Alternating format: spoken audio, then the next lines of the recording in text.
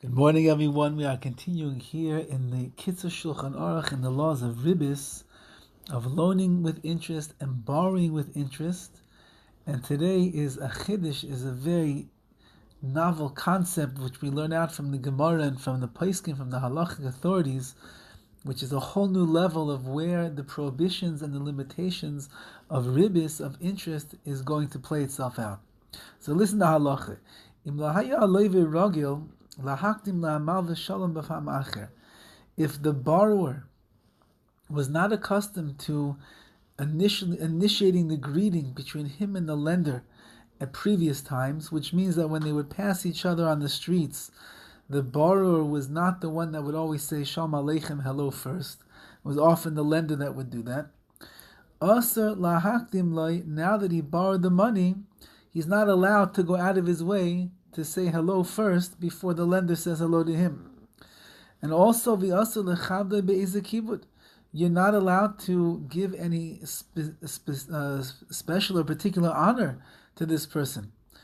Bebeis HaKnesses, in the shul, or b'makam acher, or some other place, for example, you are the borrower, and the lender has come to shul on Shabbos, and you want to do what's called buy him an aliyah, which means in order for him to get a bracha, an aliyah at the Torah, someone has to buy him an aliyah. So you want to buy it for him. You want to get him something else. You can't do those things. If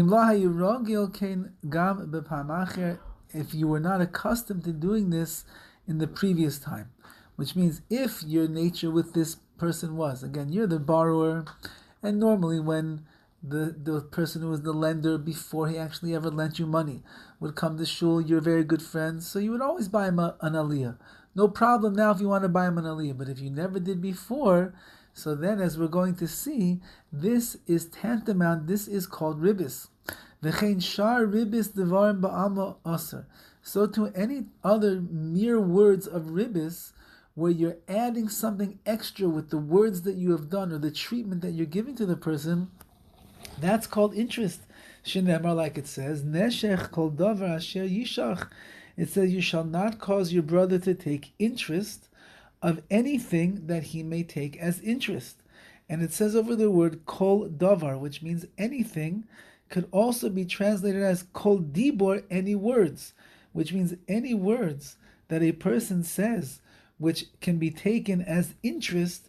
Afilu dibar asa, even words are going to be prohibited in such a case, which means, as the Shulchan Aruch Rav writes, that the borrower cannot praise or express his gratitude or even bless the lender in his presence.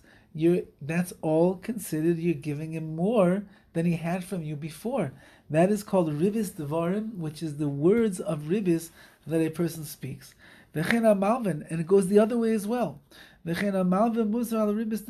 too the lender is also warned about Ribbis Devarim, about interest that you can incur with your words. For example, he tells the borrower, do me a favor and tell me if so-and-so arrived from such and such a place. You need some information. You're the borrower, you are the loaner, the lender, you need some information, and you ask the borrower, can you find this out for me? Even though you're not really troubling the borrower, just asking him to say something, he can find out very easily if this person arrived or not, and all he has to do is tell you. If that's not the relation that you shared with this borrower beforehand, you didn't usually ask him for such favors, and now you rely upon the fact that since he borrowed money from you, since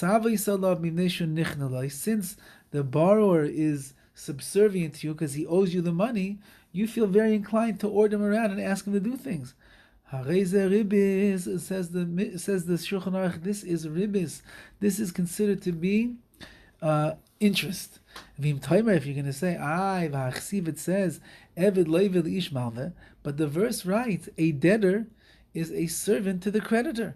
So that means that what? The borrower is indentured. He's a servant to the lender.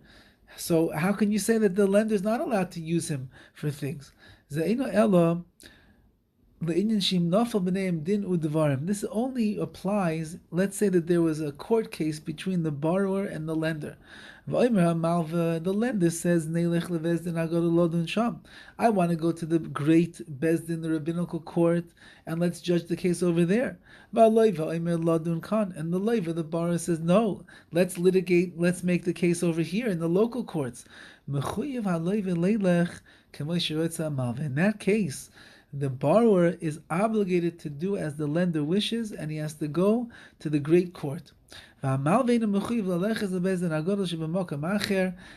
if it would be the other way around, the borrower wants to go to the great court and the lender wants to stay in his place where they are, then the lender doesn't have to listen to the borrower. Why? Mishum shenemar, like it says, Eved leiveli ishmal a debtor, which means the person who borrowed the money, he's a servant to the malveh, to the one who lended him the money. Okay, this is fascinating halachas over here.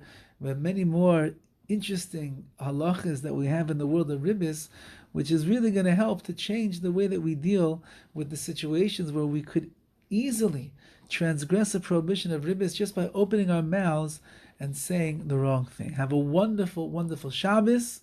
Should be a wonderful, inspiring, uplifting Shabbos, and we look forward to continuing our learning together next week. All the best.